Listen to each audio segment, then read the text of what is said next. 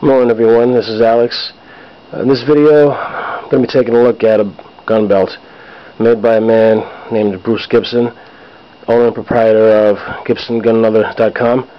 I'll be providing the link underneath the video so you can check it out, take a look at it. This is a gun belt I got from Bruce+Gibson. Now, some people who don't know about gun belts may say, "Well, Alex, why do I need a gun belt for? Why can't I just, get a Dickies belt from Sears or a belt from Walmart?" For a lot of years, I had the same opinion. I mean, I figured if it was, nice thick leather and heavy, it'd be good enough. And for a lot of years, it was good enough.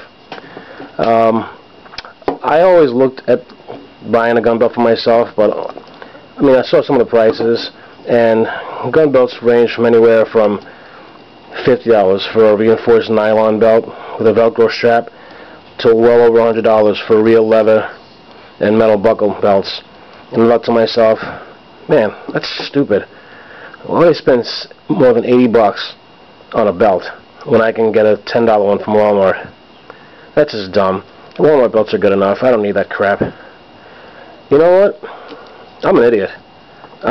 Seriously, I'm an idiot. Bruce sent me this belt. Now, I've known Bruce for a little bit. Met him on particular self-defense / gun forum. Then we hooked up again on Facebook. We keep up with each other on there. He puts up a lot of music videos, a lot of good music. Bruce is a country fan. I'm not into country myself so much, but a lot of the older stuff I do like. And we talk. We go back and forth. One day he says, "Hey Alex, I'm gonna send you this belt. You wear it for a while. You tell me what you think, and you keep it. It's yours." So I say, "Well, sure. I've always wanted a gun belt. Never could justify paying the money for one, so I'll take it. It's pretty cool of Bruce to do that for me." So I get this the other day in the mail. I take a look at it. Wow, this thing looks nice. Nice thick leather. It's got his maker's mark stamped there. I don't know if you can see that. This camera's kind of crap. Bruce+Gibson maker, Fountain, Florida. That's where he lives. That's where these are made. Now, if you can see how thick that is, I don't know if you can. That's a 1/4 inch of dual layer leather. Now, I'm going to read you the stats for this thing. I got them off the website. It's about 1.5 inch wide, 1/4 inch thick dual layered leather.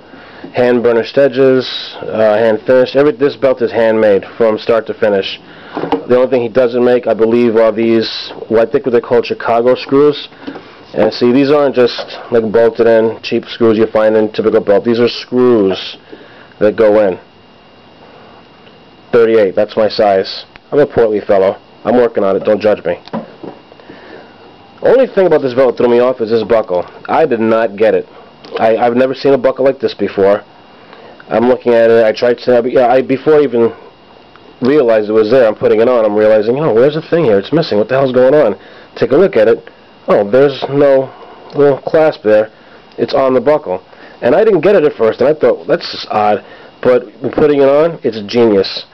When you put it on, it goes on like so, and automatically the tension from it, from tightening the belt, clasps it.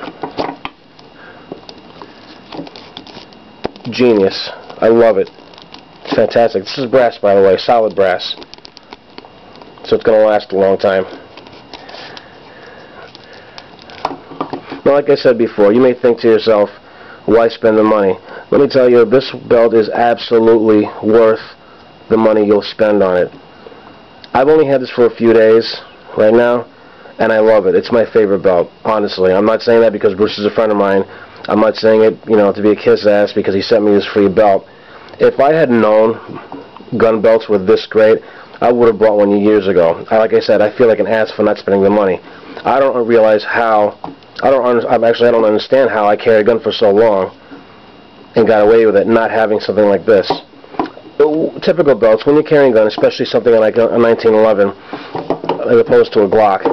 This is a Glock 19, Generation 1. This is a stainless steel Springfield 1911 mil-spec. These are really heavy guns. Now you can get away with a cheap belt wearing a Glock, because Glocks are pretty light. They're lightweight, even fully loaded, 9mm, not that heavy. So you can get away, like I said, even using one of those little canvas belts they issue in the service. When you're on 1911, I don't care what kind of holster you're using, unless you cinch that belt so tight that you can't breathe, or you're okay with it flopping around. This thing is going to flop around on you. Right. So I used to have to cinch my belts up really, really tight, or I'd wear in the waistband holster so it wouldn't flop around so much. But wearing paddle holsters, wearing on the waistband belt holsters, the weight would make it flop around a bit. Wearing this thing, this gun does not move around. It's stiff, it's secure, it stays upright, it doesn't shift around. It kind of distributes the weight pretty evenly. I don't feel the weight of this gun as much with this belt on. The other great thing about this belt is, like a lot of belts I've owned, it tends to deform after time. I've had belts that I only wore for a few months and they managed to deform on me. The holes would get stretched out, the belt would start to curve in a certain way from the shape of my body. I don't think this is going to do it. Now, what I'm going to be doing is, in a month's time from today is the 17th, in a month, I'm going to come back and do another video with this belt. Now, you all see the condition this belt is in now. I'm going to come back to another video, you can see the condition it's going to be in a month. And then after that month, I'm going to come back in a year and do another video and show you how great this belt is. And I'm betting on this belt being in the same condition, with, of course, a little bit of wear from using it, but it's going to be in the same shape, the same quality that it was when I first received it. I really can't go on enough about how great this belt is and how dumb I feel for not getting a gun belt earlier. If you carry a gun on a regular basis, which you should, it's everyone's right and everyone's responsibility to go about armed in their daily lives. It's a right protected by the Second Amendment, ratified in the Bill of Rights, and whatnot, and so on and so forth. All my gunny friends always know this. I'm preaching to the choir right now. But if carrying a gun daily is something you do, then I really, really suggest you get a gun belt. It's as important as a quality holster, which I did the same thing. When I first started carrying, I figured some cheap Uncle Mike's is good enough. And then when I started getting quality holsters, this is a holster from Gould & Goodrich. Again, top quality leather. Retails for over 60 bucks. I thought to myself, well, that's stupid. Who pays 60 bucks for a holster? And I was wrong. I was really wrong about that. And I've got a couple of quality holsters. My favorite holster is this one. This is in the waistband. This is my favorite concealment anyway.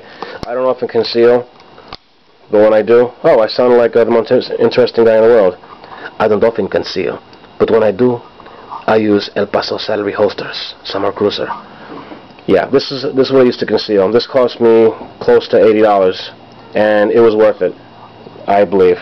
Some people may not think so, but I think it was worth the 80 bucks. This retails for over 60. It's worth it. Open carry, Blackhawk Serpa, good enough. Frontline holster. Never heard of them. It's a tuckable.